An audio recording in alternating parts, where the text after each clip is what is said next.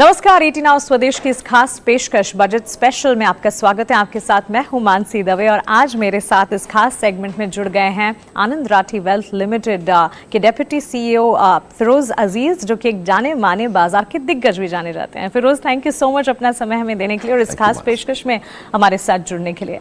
So Firoz, budget is round the corner and सभी जानना चाहते हैं कि मार्केट एक्सपर्ट्स का क्या मानना है, बजट से किस तरह से अनाउंसमेंट्स एक्सपेक्टेड हैं, बिकॉज मोदी गवर्नमेंट 3.0 का पहला कंप्लीट बजट ये होने जा रहा है। सो सबसे पहला सवाल तो यही है कि टैक्स प्रोविजंस को लेकर किस तरह के बदलाव एंटिसिपेटेड हैं, बिकॉज जुलाई में ऑलरेडी बदलाव किए गए हैं। अब 9 महीने बाद कितना रैशनली सोचने की ज़रूरत है या कितना मिनिमलिस्टिक बदलाव करने की ज़रूरत है?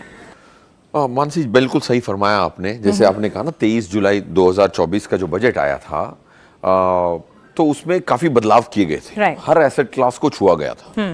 Real estate, equity, unlisted equity, हर एसेट क्लास को, डेट, सबको छुआ गया था। वापस 7-8 महीनों में, 9 महीनों में उसको पूरों को वापस रीडू करना मेरे हिसाब से सही बात नहीं होगी, क्योंकि एक आम इंसान को समझने में बहुत देर लगती है। और ये जो सेक्शंस भी होते हैं बड़ी सरल भाषा में लिखे नहीं होते, उसको इंटरप्रेट करने में इंसान की जान निकल जाती है। सो पॉइंट ये है कि पहले तो वो समझे, 8 महीने में समझे, इंटरनाइज करे और समझ के ऑलमोस्ट निकलता ही है, फिर आपने वापस बदला दिए। सो माय एक्सपेक्टेशन, और ये सबसे इंपॉर्टेंट चीज है कि इंक्रीमेंटल छोटे छोटे चेंजेस करें। बट भय ये है मुझे, क्योंकि मैडम ने कहा था कि मैंने इतने सारे बदलाव तो कर दिए, बट और मैं पूरे बदलाव करने वाली हूं डायरेक्ट टैक्स कोड लाके। तो ये उम्मीद करता हूं कि जो भी वो डायरेक्ट टैक्स कोड आए, जो बदलाव हुए हैं वो बदलाव को स्टैटिक रखें और जो भी बदलाव बच गए हैं वो करे जाएं। दैट्स माय फर्स्ट उम्मीद from the budget.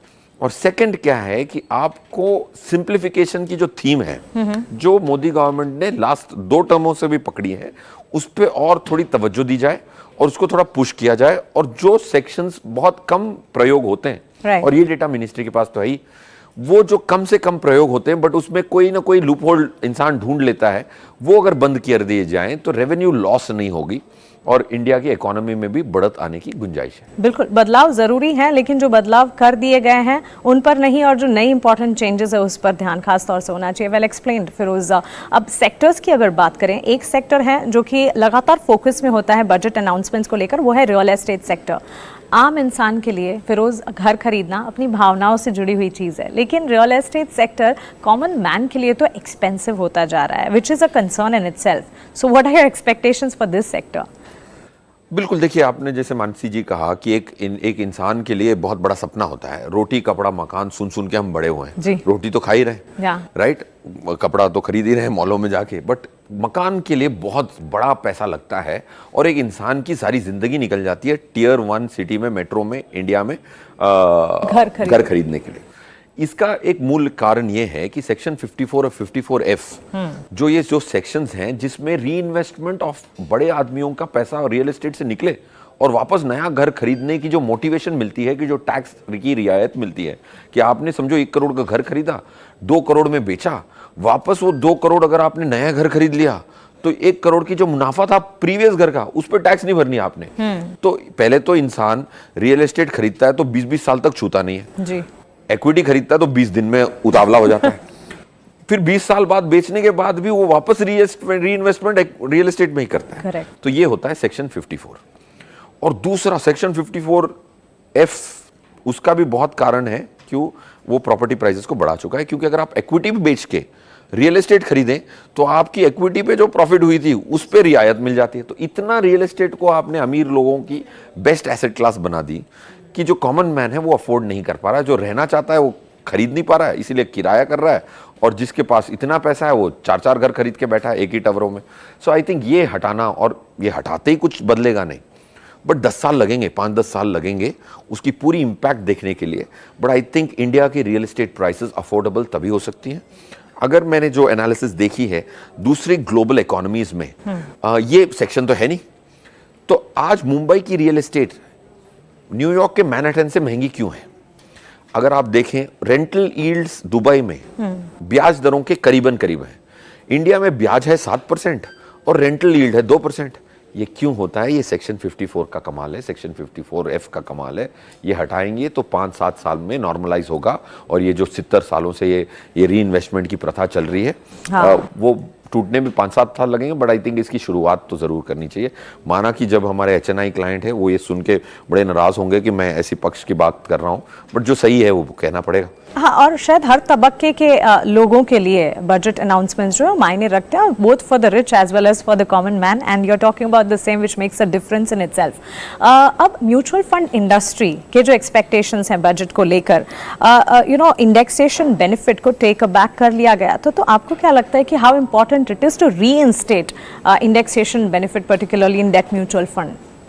I think it's as important as you keeping it in real estate. जब इंडेक्सेशन, जब बजट के टाइम पे अनाउंसमेंट की गई थी तो इंडेक्सेशन को अबॉलिश ही कर दिया गया था हर रियल एसेट क्लास के लिए।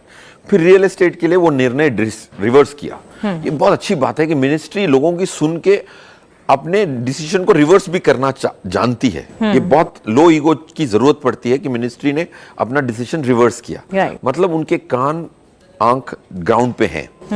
उसके लिए रिवर्स हो गया रियल एस्टेट के लिए, तो डेट फंड के लिए क्यों ना रिवर्स हो? ऐसी कौन सी लॉजिक के आधार पे वो रिवर्स नहीं हुआ? मेरे हिसाब से तो मिनिस्ट्री ने इसको नजरअंदाज इसलिए हो गया क्योंकि उनके पास बहुत सारी चीजें देखने की। इस बार म्यूचुअल फंड इंडस्ट्री ने डेफिनेटली रिप्रेजेंट किया है, तो it will come back to attention. तो ये रिवर्स होने की उम्मीद है और वाजिबी उम्मीद है, लगता है मुझे। बिल्कुल वाजिब है और उम्मीद यही करेंगे कि इस पर कुछ निकल कर आए जब बजट अनाउंसमेंट होता है। लेकिन वन सच एस्पेक्ट, और अब क्योंकि हम सेगमेंट्स सेक्टर्स की बात कर चुके हैं, प्रोफेशनल्स और साथ ही कॉमन मैन, सैलरीड पर्सनल के लिए क्या कुछ होना चाहिए, इस पर भी टच बेस करना बेहद ज़रूरी है। Particularly for professionals, presumptive tax scheme पर जो प्रॉफिट मार्जिन है, how much do you think it is important to rethink on the same again? I think it's very important क्योंकि when you look at our country and जो government की narrative है कि small and medium scale enterprises को हमें push देना है, तो उनकी जो कंप्लायंस बर्डन है, उनकी जो P&L मेंटेन करने की जो ऑब्लिगेशन है, वो डिवॉल्व कर देता है ये 44A एंड 44AD। तो ये बहुत इंपॉर्टेंट सेक्शंस हैं और इनकी जो लिमिट्स बहुत जेनरसली बढ़ाई गई थी। ये एक्नॉलेज करना मिनिस्ट्री का ये निर्णय बहुत इंपॉर्टेंट है। 50 को 75 लाख किया था, 2 करोड़ को 3 करोड़ किया था। इसको अगर और थोड़ा पुश मिले तो काफी स्ट्रक्चर्ड इकोनॉमी को पुश मिलेगा in the long run. That's one change for professionals and small businesses. Okay, और अब बात करते हैं आम जनता की, सैलरीड लोगों की, और काफ़ी ज़्यादा उम्मीदें होती हैं सैलरीड क्लास की बजट से। सो टैक्स रिलीफ के फ्रंट पे, इंपॉर्टेंट अनाउंसमेंट्स के फ्रंट पे व्हाट डू यू थिंक, क्या कुछ निकल कर आ सकता है इस बजट में? देखिए, निकल के आएगा कि नहीं पता नहीं। स्ट्रक्चरल चेंजेस जो टैक्स में जरूरत है, तो सैलरीड क्लास को मैं 2 भागों में बांट देता हूँ। देखिए, 4-5 लाख लोग ऐसे हैं जो 1 करोड़ से ज्यादा कमाते हैं साल के। माना कि वो सैलरीड कहलाते हैं, बट सैलरीड बोलते हैं हमें कॉमन मैन की ही एक शक्ल सूरत याद आती है। बट अगर उसमें 2 भाग में बांट दूं तो ये जो सैलरीड क्लास है, जो बहुत पैसे करोड़ों में कमाते हैं, वो देश छोड़ के जो डुअल टैक्सेशन ट्रीटी है ना सिंगापुर और दुबई के साथ, वो वहां जाके बस रहे हैं जी। तो माना कि हम 38% टैक्स कलेक्ट कर रहे हैं, किताब में कलेक्ट करना पड़ता है। 5 करोड़ से ज्यादा कमाने वाले की टैक्स इंडिया में 38.9 करीबन आती है। बट अगर वो छोड़ ही दे देश, अपनी रेसिडेंटशिप छोड़ के ड्यूअल टैक्सेशन ट्रीटी का फायदा ले, तो इंडिया की टैक्स रेवेन्यूज गिर रही हैं, परसेंटेज में बढ़ रही हैं, बट एक्चुअल रुपी वैल्यूज में देश में नहीं आ रही है। That's point 1। फिर आती है दूसरी आम जनता जो सैलरीड क्लास है, 25-30 लाख 40 लाख की सैलरी है, 10 लाख की भी सैलरी है, तो उनकी जो 15 से 25 लाख 15 से 20 लाख की एटलीस्ट एक नई स्लैब, नई डायरेक्ट टैक्स स्कीम जो मैडम ने पुश किया हुआ है लास्ट 3 साल से, उसमें और एक स्लैब डालने की लॉजिक बनती है। दैट्स माई उम्मीद। और दूसरा बात है कि सैलरीड और प्रोफेशनल्स को कहीं ना कहीं कन्वर्ज किया जाए, वरना लोग कंपनियों में एम्प्लॉयमेंट को भी पार्टनरशिप में तब्दील करके वो प्रिजम्पटिव टैक्स के बेनिफिट लेते हैं। आई थिंक ये सैलरीड क्लास को भी 44A का एग्जाम्पशन प्रिजम्पटिव टैक्स का आइडियली लॉजिकली देना चाहिए, क्योंकि दोनों ही कंसल्टेंट भी और एम्प्लॉय भी उतनी ही मेहनत करते हैं। ज्यादातर एम्प्लॉय ज्यादा मेहनत करता है एक कंपनी के लिए कंसल्टेंट से। Absolutely. तो टैक्स डिफरेंशियल क्यों? Absolutely Firoz, I think that explains it all. हर तबक्के के लोगों के लिए एक तरह से कह सकते हैं कि बजट से जुड़ी क्या बारीकियां हैं और कौन सी चीज़ें हैं जिसे वॉच आउट करना चाहिए, चाहे फिर वो सेक्टर स्पेसिफिक हो, प्रोफेशनल्स के लिए हो, टैक्स फ्रंट पे हो या आम आदमी के लिए हो। थैंक यू सो मच इस खास पेशकश में हमारे साथ जुड़ने के लिए, अपना समय हमें देने के लिए।